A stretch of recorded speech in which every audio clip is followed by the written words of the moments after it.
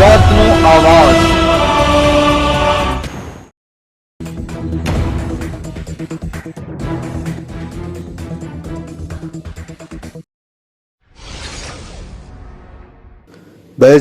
લોકસભા ચૂંટણીને અનુલક્ષીને Nabipur police station દ્વારા સંવેદનશીલ ગામોમાં ડીપીએમએફ દ્વારા ફ્લેગ માર્ચનું આયોજન કરાયું।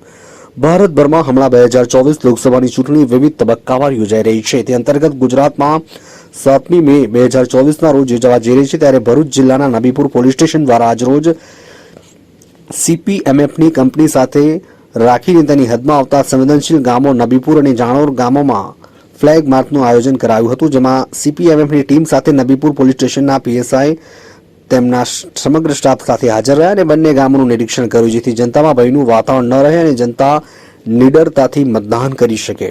મહાજથી મોહસિન કારાનો રિપોર્ટ।